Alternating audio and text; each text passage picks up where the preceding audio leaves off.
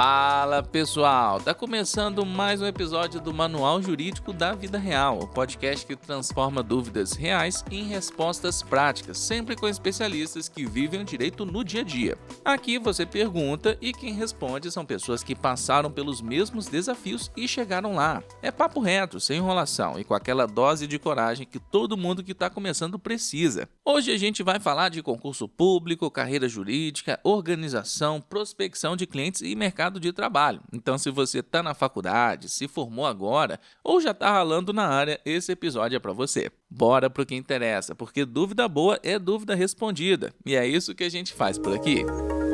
A primeira pergunta vem de quem ainda está na faculdade, mas já quer encarar o desafio de passar no concurso público. E olha, não é fácil conciliar estudo e faculdade, né? Mas será que dá para começar com estratégia? Quem responde é Rafael Assis dos Santos, que foi aprovado como auditor do Tribunal de Contas do DF aos 23 anos. Então, se alguém sabe como começar cedo com foco, é ele. Vamos ouvir. Olha, estudar para concurso ainda na faculdade, eu diria que é uma das decisões mais inteligentes que alguém pode tomar, principalmente quando se tem essa constância nos estudos e existe essa expectativa de estar de fato brigando por uma vaga quando estiver próximo de se formar. Mas a primeira coisa que eu diria para quem quer começar a estudar para um concurso ainda na faculdade é começar pelo básico e com regularidade. Você não precisa estudar 6, 8 horas por dia. Se você consegue estudar ali 1, 2, 3 horinhas por dia, já é um ótimo começo. O importante é criar esse hábito. As provas, os trabalhos, estágios na faculdade sempre vão ter coisas para te fazer relaxar ou não priorizar esse estudo para concurso durante a faculdade. Então, por isso, esse seria o primeiro ponto. Começar pelo básico e criar esse hábito ou essa constância de estudar para um concurso público. O segundo ponto que eu diria é escolha um concurso-alvo, ou pelo menos uma área que gostaria de atuar. Ou seja, ter um foco quando for começar a estudar para concurso público, porque isso vai encurtar demais a sua trajetória.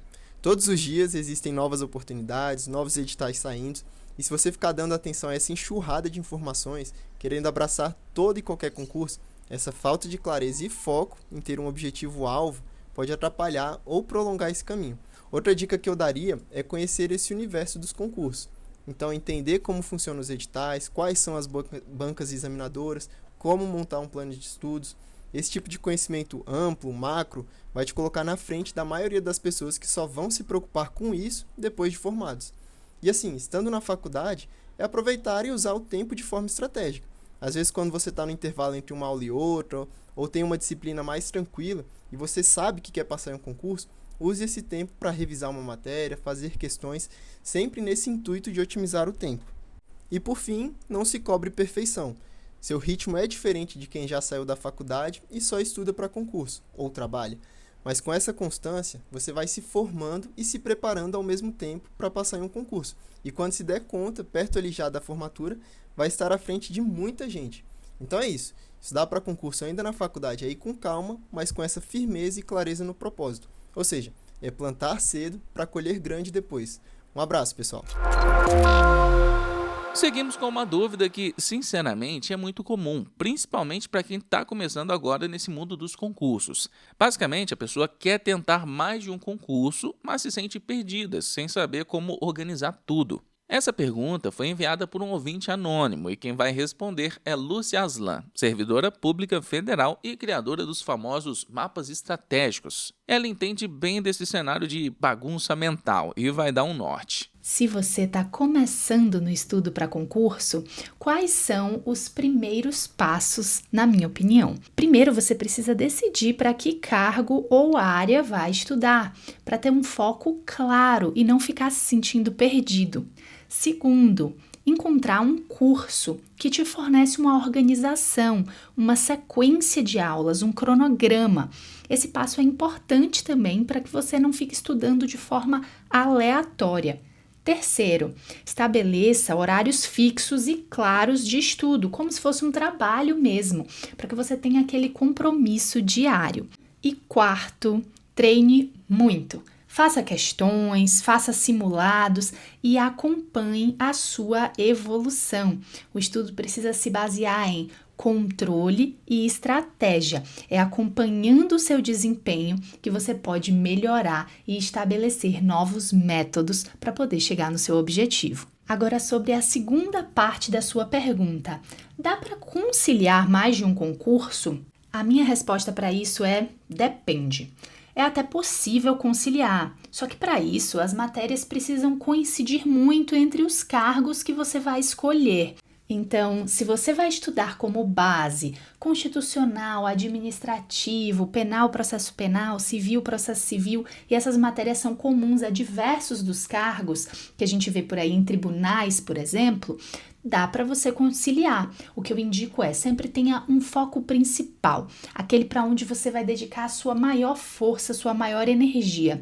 E você pode ir fazendo outros ao longo do caminho como consequência, mas é importante você não se perder. Agora, se os cargos são muito diferentes, com matérias diversas, eu não recomendo que você concilie as duas coisas, porque você vai acabar não estudando direito para nenhum dos dois. Agora vamos falar de um desafio que tira o sono de muita gente no início da advocacia. Como começar a atrair clientes sem infringir as regras da OAB? O limite entre o que é conteúdo informativo e o que pode ser considerado propaganda irregular ainda gera muita dúvida, especialmente nas redes sociais, onde tudo acontece tão rápido. Por isso, para clarear esse caminho, quem responde é Felipe Cavalcante, empresário jurídico e cofundador da Law Letter. Ele vai explicar como usar o digital com responsabilidade e estratégia desde o início da carreira. Vamos ouvi-lo. Olha, legal, porque essa é uma dúvida muito pertinente. E quando a gente fala de marketing jurídico, esse limite entre esses conteúdos e o que é propaganda, ao menos para mim, ele está muito voltado ao que a gente chama de CTA, né? Call to Action ou chamada para ação. Se o seu conteúdo, você não diz assim, me procure, fale comigo, clique abaixo para entrar em contato com o meu time, ou algo muito direto assim, tá tudo bem, tá tudo dentro do jogo. Então, desde que você não tenha uma chamada para atenção, ou uma chamada para ação, melhor dizendo, para a pessoa ir atrás de você, eu acho que está dentro do jogo. Mas, para você que comentou o quão isso é desafiador, eu queria lembrar de algo importante, tá? A Law Letter, ela traz todos os dias, segunda a sexta, notícias muito interessantes, com uma visão muito interessante, notícias que estão em alta. E eu acho que hoje, para quem gosta de criar conteúdo, para quem quer seguir nessa rota como modelo de prospecção, modelo de gerar autoridade, abrir a Law Letter e você começar a olhar e criar sempre um vídeo sobre um dos conteúdos que estão lá, é sem dúvida uma das coisas mais interessantes de se fazerem. Tem várias pessoas que fazem isso hoje, vocês nem percebem que elas abrem, olham que está em alta e criam conteúdo em cima. Eu acho que para ti também, que está nesse momento de ponto de largada, de querer começar a aparecer mais, pegar pautas quentes e você encontra com a gente isso, vai ser muito interessante. Mas fato é, essa pauta quente, para não ferir o limite entre propaganda e conteúdo informativo, você não pode falar dela e depois sugerir, ou melhor, dizer claramente para a pessoa te procurar. Você vai falar sempre assim, ó, olha, e se você gostou desse conteúdo, não esqueça, tá? Me siga aqui para saber mais, acompanhe mais meus vídeos e, obviamente, deixe seu like. Pode ser à vontade. Você também pode falar o seguinte, olha, e se você está sofrendo com esse direito, ou melhor, sofrendo com a falta desse direito, você pode procurar um advogado da sua confiança. Uma coisa importante, tá? Se a pessoa viu o seu vídeo até o final, você agora, com certeza, é o advogado de confiança dela. Então, fica tranquilo e segue o jogo. Você já esqueceu um prazo ou vive com medo de deixar algo passar batido? A próxima pergunta é sobre isso. Com tantos sistemas, datas e contagens diferentes, como manter o controle dos prazos e das atividades jurídicas? Quem responde é Rafael Almendra, fundador do Juridic, um software de gestão para escritórios. Ele vai trazer dicas práticas sobre organização e tecnologia no dia a dia da advocacia. Vamos conferir. Na minha visão, toda mudança traz consigo um certo receio, e com o novo jeito de contar prazos não foi diferente. Muitos profissionais ficaram inseguros e isso é natural. O problema é que essa insegurança se agrava quando somada a um hábito muito comum na advocacia, deixar as tarefas para a última hora e não ter uma operação organizada. Se o advogado ainda não tem uma rotina bem organizada no seu escritório e não utiliza ferramentas que automatizam a contagem de prazos, alertas, recebimento de publicações e gestão de tarefas, o risco de perder um prazo é real. Isso pode causar prejuízos sérios, tanto para o cliente quanto para o seu escritório. Eu atendo muitos advogados que já passaram por essa dor e querem evitar que isso aconteça novamente. Por isso, o que eu sempre recomendo, especialmente para os jovens advogados, que ainda estão no início de carreira é: não espere o problema acontecer para se organizar. Desde o início, é essencial adotar ferramentas e métodos que garantem a segurança no controle de prazos. Mas aí você me pergunta, como é que funcionam essas ferramentas, Rafael? Existem softwares no mercado, como o próprio Juridic, que é uma solução que moldamos especialmente para esse público, que assume essa parte mais operacional. O que é que esses softwares podem fazer por vocês? Eles enviam andamentos processuais, enviam publicações, calculam automaticamente o prazo com base nas regras atualizadas e ainda dispara alertas quando esses prazos estão próximos do vencimento. Isso é só a ponta do iceberg, tá? Existem muitas outras possibilidades. Ou seja, é um sistema que te dá mais clareza sobre tudo o que está acontecendo na sua operação e te traz mais tranquilidade para o seu dia a dia na advocacia. Com os recursos certos, a contagem fica automatizada, os alertas funcionam e o trabalho flui com mais segurança. O resultado, menos risco, mais eficiência e, consequentemente, uma advocacia mais ativa, assertiva e lucrativa.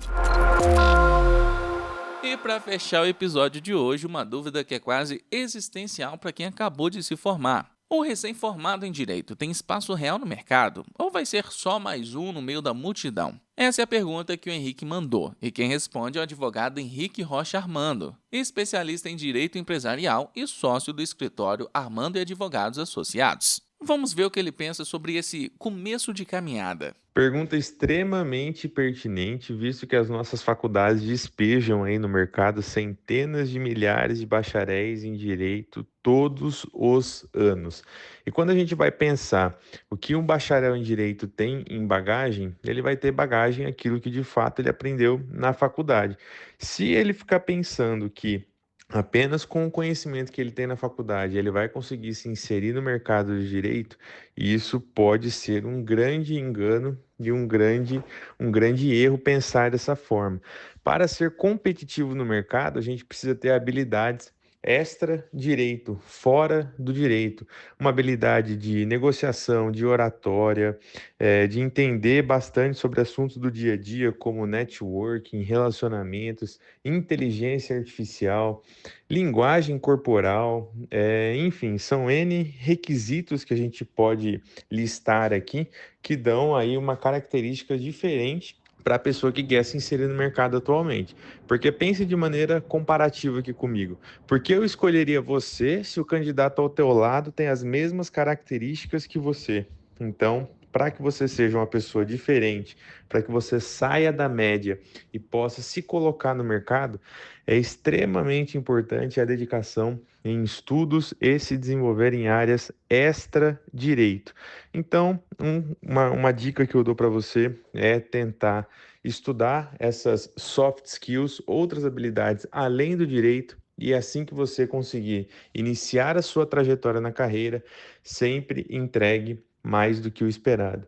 É entregando mais do que o esperado que as oportunidades aparecem. É sempre entregando primeiro para depois receber a promoção ou uma carreira de sucesso.